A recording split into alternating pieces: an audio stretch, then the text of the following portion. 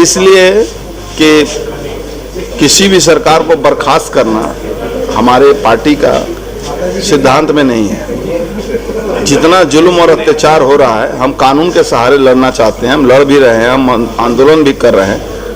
अगर मोदी जी चाहते या मोदी जी की पार्टी या भारतीय जनता पार्टी का कहीं भी इतिहास नहीं रहा है कि अब किसी को भी हटा कर वहाँ राष्ट्रपति शासन लगा दें। हालांकि जुल्म और अत्याचार बहुत है, लेकिन हम कानूनी कोर्ट में गए, वहाँ सीबीआई इंक्वायरी चल रही है, वहाँ सेट का गठन हुआ है। इसलिए अब रही बात रोने की बात, आप बोले ट्रेड यूनियन की बात। ट्रेड यूनियन, एक आदमी 55 साल सरकार चलाया और एक आदमी 7 साल से सरकार चला रहा है। 55 साल में एक भी लेबर कानून बदला नहीं, आप ख्याल कीजिएगा, और 7 साल में इन्होंने लेबर कानून को लाया। लेकिन चूंकि क्या है कि हमारा देश इतना बड़ा है कि नीचे में जब हम जाते हैं और जो इम्प्लीमेंट जहां हमको कराना चाहिए वो सरकार अगर हमारे साथ नहीं है तो हमको इम्प्लीमेंट में परेशानी होती है। मेरा अब आप एक दिन के अंदर धारा 370 गायब, 35 ये गायब, तो लेबरों का सम्मान क्यों नहीं होता? अरे लेबर का कानून जो है, आज डिफेंस में आप बोलेंगे प्रधानमंत्री मोदी जी कुछ भी कर सकते हैं। आज नोटबंदी और ये जो डिमोनेटाइजेशन का कानून वो ला सकते हैं, लेकिन लेबर एक्ट जो बंगाल में और जो महाराष्ट्र में लागू होगा वो यहाँ से नहीं किया जाता है। उसको राज्य सरकार को करना पड़ता है, कानून बनता है, उसको राज्य सरकार बट राज्य सरकार ऐसे जगहों पर इम्प्लीमेंट नहीं करती है, और इम्प्लीमेंट नहीं करने की वजह से ये इंडस्ट्रियां खत्म होती चली जा रही हैं। सर, ये समस्या, संघर्ष हमेशा रहता है। संघर्ष क्यों रहता है जबकि यूनियन बनी हुई है, सरकार वो मैं तो आपको बता रहा हूँ ना, मैं 2-3 जगह का एग्जाम्पल दिया कि जहाँ अब इंडस्ट्री ही नहीं रहेगी तो वहाँ लेबर कानून और लेबर एक्ट या लेबर यूनियन कर क्या सकता है? इंडस्ट्री खत्म हो रही है, वहाँ इंडस्ट्रियों में घर बनाए जा रहे हैं। एक रात में आपने देखा, दत्ता सामंत बोल के एक नेता थे, पूरे महाराष्ट्र के सारा कॉटन इंडस्ट्री को उन्होंने खत्म कर दिया और सारी जमीनें एकदम सौदा हुआ, उसमें बिक्री कर दी गई। सारी जमीनों पर देखिए खड़ा हो गया, बड़ी बड़ी बिल्डिंग है। बंगाल में भी वही हाल है। हम लोग जब आए थे, देखिए मैं तो टीएमसी भी किया हूँ। आपको ट्रेड यूनियन का अनुभव भी है, वहाँ से आपने संघर्ष भी किया है। मैं आपसे जानना चाहता हूँ, जहाँ भारतीय जनता पार्टी की सरकारें हैं जिन स्टेट में, वहाँ के मजदूर क्या बिल्कुल व्यवस्थित हैं, सुरक्षित हैं? नहीं, मैं व्यवस्थित हैं, सुरक्षित हैं, लेकिन जितना तकलीफ हमें बंगाल में है उतना गुजरात के नहीं है, क्योंकि गुजरात में पैसा ज़्यादा है। पंजाब में एक समय में अच्छे पैसे मिलते थे, आज वहाँ भी धीरे धीरे कमजोर पड़ रहे हैं। आज झारखंड में हमें अच्छा पैसा मिलता था, आज हम धीरे धीरे कमजोर हो रहे हैं। तो जहाँ देखिए, जहाँ कमजोरी होगी वहीं आंदोलन होता है। बंगाल में कमजोरी में है, आंदोलन करने जा रहे हैं, पुलिस का गोली खाना पड़ता है। ठीक है। पहली बात तो जो अर्जुन सिंह जी इतनी सारी बातें कह गए हैं तो कहने को कुछ बचता नहीं है, मगर फिर भी कुछ बातें दिल्ली प्रदेश अध्यक्ष होने के नाते मुझे रखनी चाहिए। आपको मैं बता दूं, कांग्रेस के टाइम पे जब ट्रेड यूनियन बहुत अच्छे समय पे कार्य कर रही थी दिल्ली के अंदर, तो एक कानून लाके मजदूरों का हक मारा गया, उसको सरकारी हटा के प्राइवेट सेक्टर में डाल दिया गया। तो सबसे बड़ा जो घात किया गया कांग्रेस के द्वारा, वो सबसे बड़ी बात ये है कि मजदूरों का हक मारा गया। मजदूर कौन है? मजदूर वो जो खेत के अंदर अनाज उगा के, अपना खून जला के जो अनाज को उगाता है। मजदूर वो जो रेलवे स्टेशन पे अपने सर पर वजन ढोकर हम लोगों का कार्य करता है। मजदूर वो जो सफाई कर्मचारी जो रोड के ऊपर झाड़ू लगाकर जो कचरा उठाकर उसको साफ करता है। उस मजदूर को अगर उसकी मजदूरी नहीं मिलेगी तो अर्जुन सिंह जी जो कहेंगे बिल्कुल सत्य है कि ना ट्रेड बचेगा ना यूनियन बचेगी। तो सबसे पहले मेरा मानना ये है कि हमें मजदूरों के हक की लड़ाई लड़नी चाहिए और बिल्कुल साफ़ तरीके से लड़नी चाहिए।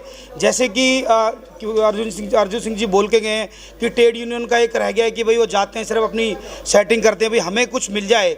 जब तक हम भी अपने कार्य को पूर्णतः सफाई से नहीं करेंगे, मेहनत अपने ईमानदारी से नहीं करेंगे, तब तक यूनियन और ट्रेड यूनियन नहीं रहेगी और आगे समस्या बढ़ती और विशाल रूप लेगी, ख़त्म नहीं होगी। मैं आपकी बात, आप ये जो कह रहे हैं कि भाजपा के टाइम पे मजदूरों को हटाया गया, मगर आप ये भी जान लीजिए कि भाजपा के टाइम पर ही दिल्ली के अंदर अभी 5000 सफाई कर्मचारियों को सरकारी नौकरियों पर रखा गया है। तो भाजपा ने अपना काम करा है। ये तो आपको पर्सन कांग्रेस के लीडरों से पूछना चाहिए कि उन्होंने 15 साल कांग्रेस के अंदर या रहने के बावजूद क्या कार्य किया। तो भाजपा ने कार्य किया, नौकरी दी लोगों को। भाजपा अपना कार्य कर रही है। जो इतने वर्षों से जो नहीं हुआ वो 7 वर्षों में अगर अपेक्षा करेंगे न हो जाएगा तो वो असंभव है, पर उस पर हम लगे हुए हैं और कार्य कर रहे हैं। और 3000 लोगों को तो रख लिया, जो पुराने लोग थे उनको पक्का करते पहले, जो इतने दिन से काम कर रहे थे, ऐसा क्यों नहीं किया? और नए लोगों को रख लिया, उनको हटा नहीं, जो लोग पहले रेगुलर थे उन्हीं को पक्का किया गया है। ये लोग नहीं रखे गए? नहीं, नए तो जो हैं वो तो चल ही रहे हैं, मगर जो पहले जो थे उनको पक्का किया गया एमसीडी के अंदर। तो एक मेरा नाम संगीता मल्लिक है। संगीता जी, आज प्रेस कॉन्फ्रेंस की किन मुद्दों को लेके की क्या मैसेज आप देना चाहते हैं? मैं ये मुद्दा उठाना चाहती हूँ जो हमारे संगठित और असंगठित ऑर्गेनाइज या अनऑर्गेनाइज जो श्रमिक भाई लोग बहन लोग हैं, उन लोगों के हक से हम लोग लड़ना चाहते हैं। उन लोगों का कभी कभी क्या होता है, ठीक से वेतन नहीं मिलते हैं, ठीक से छुट्टी नहीं मिलते हैं, उनके साथ अन्याय होता है, उनको बोनस नहीं दिया नहीं जाता है। उन लोगों के साथ हम खड़े हैं और अगले दिन उन लोगों के लिए हम लड़ेंगे। और हमारे सब श्रमिक लोगों के लिए जो श्रमिक लोगों को जो हम उनके लिए जो प्रॉफिट दे सकते हैं, उनके लिए कुछ काम कर सकते हैं, तो हमारी संगठन उसमें बहुत खुशी मिलेगी। और संगठन का नाम क्या है? संगठन का नाम है BJMTUC, भारतीय जनता मजदूर ट्रेड यूनियन काउंसिल। जी मैडम। मैं काक्षी रावल हूँ, संगठन के ट्रेजर की पोजीशन को लेकर चल रही हूँ। संगठन का जो आज का मुद्दा है ये है, मजदूर जो है ऑर्गेनाइज और अनऑर्गेनाइज सेक्टर में जो काम कर रहे हैं उनके लिए हमारी गवर्नमेंट ने काफ़ी सारी योजनाएं बना रखी है। योजनाएं बनने के बावजूद मजदूर को उसके बारे में पता नहीं है। संगठन की पूरी कोशिश है हर योजना का, हर स्कीम का फ़ायदा मजदूर तक जाए, उनकी ज़िंदगी, रोज़मर्रा की ज़िंदगी में जो उनके हक़ है उनको मिले। हमारा मेन मुद्दा ये रहेगा कि मजदूर का विकास और हम सबका साथ, और आप सबके प्रयास से उनके पास उनका सारी करेंगे उनको, जैसे आपने बताया कि जो सरकारों ने फैसिलिटी मजदूरों के लिए, उनको कैसे जागरूक करेंगे? हमारे स्टेट के हर हेड अपने स्टेट के सारे मजदूरों को इकट्ठा करके रजिस्टर करेंगे, उनको उनकी हक की सारी बातों की जानकारी दी जाएगी और टाइम टू टाइम हम सरकार के पास अपनी अपडेट्स लेकर जाएंगे। इस तरह से मिलजुल कर ये काम होगा। नहीं, ये हम ऑल इंडिया में रहे, अभी भी प्रेस कॉन्फ्रेंस में सारे स्टेट के लोग आए हुए हैं। हर स्टेट का अपना अपना प्रतिनिधि बना हुआ है और वो अपने स्टेट के मजदूरों के साथ जुड़कर ये काम करेगा। Thank you. जोरों से उठानी चाहिए, क्योंकि केजरीवाल ने सारे होटल सील करा दिए, जो कि सारे होटल इस टाइम सब होटल टूट के सब फ्लैट बन गए हैं। वो फ्लैट बेच रहे हैं, होटल वाले सारे रो रहे हैं। सारे उल्टे काम कौन करता है? केजरीवाल करता है। उसके बाद आप देख रहे हो सारे जितने भी सफाई कर्मचारी हैं रो रहे हैं, 3-3 महीने की उनकी तनख्वाह रुकी हुई है। तो हम आप लोगों से यही कहेंगे कि आप तो लड़ाई लड़ रहे हो, आप गरीब लोगों की लड़ाई लड़ रहे हो, तो इन सफाई कर्मचारियों की लड़ाई भी लड़नी पड़ेगी। ये छोटी छोटी बात पे केजरीवाल धरने देता था, रोडों पे लेट जाता था, पर आज सफाई कर्मचारियों की बात है तो ये कहाँ है? आज कहाँ है केजरीवाल? 500 करोड़ों के, 1000 करोड़ों के ये विज्ञापन अपने छाप लेता है। अपने मन मार्जी अभी जो करोल बाग के अंदर रोड थे वो 30-30 फुट के रोड थे। आज इसके विधायकों ने और इस केजरीवाल ने उन रोडों को 20-20 फुट का कर दिया है। इतनी पटरियां आगे कर दी है सिर्फ दुकानदारों को फैसिलिटी देने के लिए।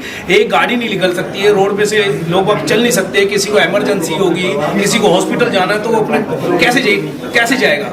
बहुत दिक्कत है भाई साहब। ये जब से केजरीवाल आया है इसने इस दिल्ली का बेड़ा गर्क कर दिया है।